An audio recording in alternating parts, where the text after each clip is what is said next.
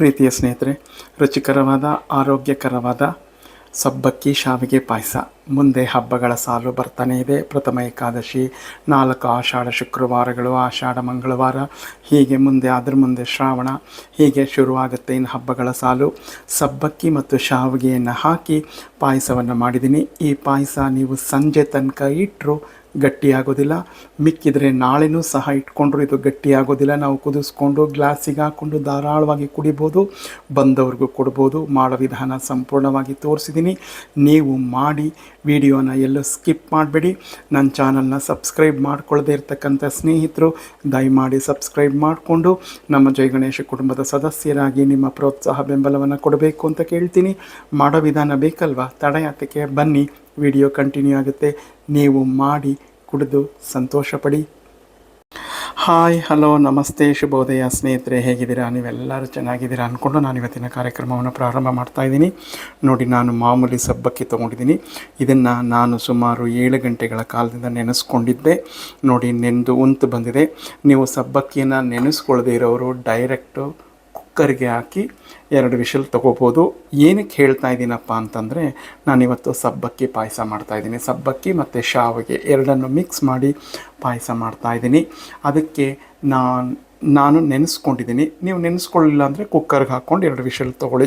2 whistle ತೊಗೋಬೇಕಾದ್ರೆ ಹೇಗಪ್ಪ ಅಂತಂದರೆ, ನೋಡಿ, ಕುಕ್ಕರ್ಲಾದರೂ ಆದರೆ ಪಾತ್ರೆಲಾದರೂ ಸರಿ, ಯಾವುದರಲ್ಲಾದರೂ ಸರಿ, ನಾವು ಯಾವ ಕಪ್ಪಲ್ಲಿ ಸಬ್ಬಕ್ಕಿಯನ್ನು ತೊಗೊಂಡಿದ್ದೀವಿ ಆ ಕಪ್ಪಲ್ಲಿ 2 ಕಪ್ ನೀರನ್ನು ಮೊದಲಿಗೆ ನಾನು ಪಾತ್ರೆಗೆ ಹಾಕ್ಕೊಂಡು ಈ ಪಾತ್ರೆಯಲ್ಲಿ ನೀರು ಕುದಿಬೇಕು. ನಂತರ ಈ ಸಬ್ಬಕ್ಕಿನ ಹಾಕ್ಕೊಂಡು ಬೇಯಿಸ್ಕೊತೀನಿ.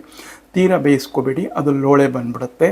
ಆದ್ದರಿಂದ ನೀರನ್ನ ಕುದ್ದ ಮೇಲೆ ಇದು ಹಾಕ್ಕೊಂಡು ಒಂದು ಕುದಿಗೆ ಬೆಂದೋಗುತ್ತೆ. ನಾವು ನೆನೆಸ್ಕೊಂಡಿರೋದ್ರಿಂದ ತೆಗೆದಿಟ್ಕೊಂಬಿಡೋಣ. ಸ್ನೇಹಿತರೆ, ನೋಡಿ, ಈ ಕಪ್ಪಿನ ಅಳತೆಯಲ್ಲಿ 2 ಕಪ್ ನೀರನ್ನು ಹಾಕಿ ಅದು ಕುದೀಲಿ. ಈಗ ಸ್ನೇಹಿತರೆ ನೋಡಿ, ನೀರು ಕುದೀತಾ ಇದೆ.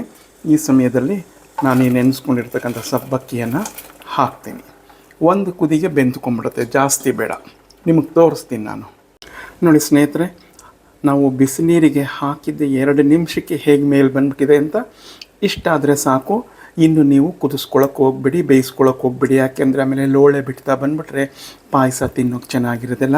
ಈ ಹದದಲ್ಲಿ ನೀವು ಕುದಿಸ್ಕೊಂಡು ಮಾಡಿಕೊಂಡ್ರೆ ಸಾಯಂಕಾಲ ತನಕಿಟ್ಟರು ಅದು ಗಟ್ಟಿಯಾಗೋದಿಲ್ಲ, ತುಂಬ ರುಚಿಯಾಗಿ ಚೆನ್ನಾಗಿರುತ್ತೆ. ಈಗ ನಾನು ಸ್ಟವನ್ನು ಆಫ್ ಮಾಡ್ತಾಯಿದ್ದೀನಿ.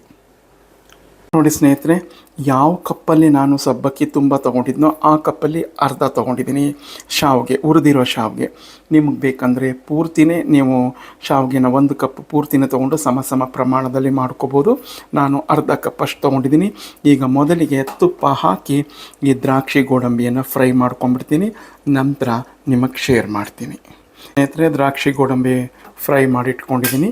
ಈಗ ಇಲ್ಲೇ ತುಪ್ಪ ಇದೆ, ಅದೇ ತುಪ್ಪಕ್ಕೆ ಇದನ್ನು ಹಾಕ್ಕೊಂಡು ಸ್ವಲ್ಪ ಫ್ರೈ ಮಾಡ್ಕೊತೀನಿ. ಇದು ಹುರಿದಿರೋದೇ ನಾನು ತೊಗೊಂಡಿರೋದು, ಆದರೂ ಸ್ವಲ್ಪ ಲೋ ಫ್ಲೇಮಲ್ಲೇ ಫ್ರೈ ಮಾಡಿಕೊಂಡ್ರೆ ಚೆನ್ನಾಗಿರುತ್ತೆ. ಸ್ನೇಹಿತರೆ ನೋಡಿ, ನೀರು ಹಾಕ್ಕೊಂಡಿದ್ದೀನಿ, ಆ ಬೇಯಿಸಿದ ನೀರನ್ನೇ, ಸಬ್ಬಕ್ಕಿ ಬೇಯಿಸಿದ ನೀರನ್ನೇ. ಸ್ನೇಹಿತರೆ, ಶಾವಿಗೆ ಬೆಂದಿದೆ. ಇದು ಪೂರ್ತಿ ಬೇಯಿಸ್ಕೊಳ್ಳೋಕೆ ಹೋಗ್ಬಿಡಿ, ಒಂದು 90 ಭಾಗ ಬೆಂದರೆ ಸಾಕು. ಈಗ ನಾನು ಸ್ಟವನ್ನು ಆಫ್ ಮಾಡ್ತಾಯಿದ್ದೀನಿ. ಸ್ಟವ್ ಆಫ್ ಮಾಡಿ ಬೆಂದಿರ್ತಕ್ಕಂಥ ಸಬ್ಬಕ್ಕಿ ಮತ್ತು ಅದು ನೀರು ಸಮೇತನೇ ಹಾಕ್ಕೊತೀನಿ. ನಂತರ ಹಾಲು ಹಾಕ್ಬಿಟ್ಟು ನಿಮಗೆ ಶೇರ್ ಮಾಡ್ತೀನಿ.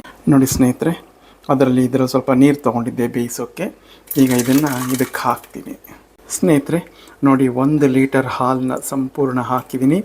ಈ ಥರ ನೀವು ಮಾಡಿಕೊಂಡ್ರೆ ಇದು ಗಟ್ಟಿನೂ ಆಗಲ್ಲ, ಲೋಳೆನೂ ಬರಲ್ಲ. ಸ್ನೇಹಿತರೆ ನೋಡಿ, ಕುದಿಯೋಕ್ಕೆ ಶುರು ಆಯಿತು. ಎಲ್ಲ ಹೇಗೆ ಮೇಲೆ ಬಂದಿದೆ ಅಂತ. ಈಗ ನಾನು ನಮ್ಮ ಮನೆಯ ರುಚಿಗೆ ಅನುಗುಣವಾಗಿ ನಾನು ಸಕ್ಕರೆಯನ್ನು ಹಾಕ್ಕೊತೀನಿ. ನೀವು ನಿಮ್ಮ ಮನೆಯ ರುಚಿಗೆ ಅನುಗುಣವಾಗಿ ಸಕ್ಕರೆಯನ್ನು ಅಂದರೆ ಸಿಹಿಯನ್ನು ಹಾಕ್ಕೊಳ್ಳಿ. ಸ್ನೇಹಿತರೆ ನೋಡಿ, ನಾನು ಲೈಟಾಗಿ ಕೇಸರಿ ಕಲರ್ ಹಾಕ್ಕೊಂಡಿದ್ದೀನಿ, ಕಾಣಿಸ್ತಾ ಇರ್ಬೋದು ನಿಮಗೆ.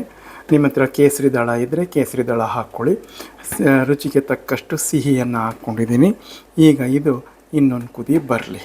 ಸ್ನೇಹಿತರೆ, ರುಚಿಕರವಾದ ಆರೋಗ್ಯಕರವಾದ ಸಬ್ಬಕ್ಕಿ ಮತ್ತು ಶಾವಿಗೆ ಎರಡನ್ನು ಉಪಯೋಗಿಸಿ ಸಂಜೆ ತನಕ ಇಟ್ಟರು ಗಟ್ಟಿ ಆಗದೇ ಇರತಕ್ಕಂಥ ವಿಧಾನದಲ್ಲಿ ನಾನು ಪಾಯಸವನ್ನು ಮಾಡಿದ್ದೀನಿ. ಮಾಡೋ ವಿಧಾನ ಸಂಪೂರ್ಣವಾಗಿ ತೋರಿಸಿದ್ದೀನಿ. ನೀವು ಒಮ್ಮೆ ಮಾಡಿ ಹೇಗಿತ್ತು ಅಂತ ನನಗೆ ಕಮೆಂಟ್ನಲ್ಲಿ ತಿಳಿಸಿ. ಮುಂದೆ ಎಲ್ಲ ಆಷಾಢ ಶುಕ್ರವಾರ, ಪ್ರಥಮ ಏಕಾದಶಿ ಎಲ್ಲ ಬರ್ತಾ ಇದೆ. ಯಾವತ್ತಾದರೂ ನೀವು ಒಂದು ಶುಕ್ರವಾರದಲ್ಲೋ ಏಕಾದಶಿಯಲ್ಲೋ ಮಾಡ್ಕೋಬೋದು, ಅಥವಾ ಗೆಸ್ಟ್ ಬಂದರೆ ಅವರಿಗೂ ಸಹ ಮಾಡಿಕೊಡ್ಬೋದು. ಈ ವಿಧಾನದಲ್ಲಿ ಮಾಡ್ಕೊಳ್ಳಿ, ತುಂಬ ಚೆನ್ನಾಗಿರುತ್ತೆ. ಕುಡಿದವರು ಸಹ ನಿಮ್ಮನ್ನು ಕೇಳ್ತಾರೆ ಯಾವ ವಿಧಾನದಲ್ಲಿ ಮಾಡಿದ್ದೀರಾ ಅಂತ. ನಾನು ಕುಟ್ಟಿಟ್ಕೊಂಡಿರ್ತಕ್ಕಂಥ ಎಲೈಚಿ ಪೌಡರ್, ಹಾಗೆ ಡ್ರೈ ಫ್ರೂಟ್ಸ್,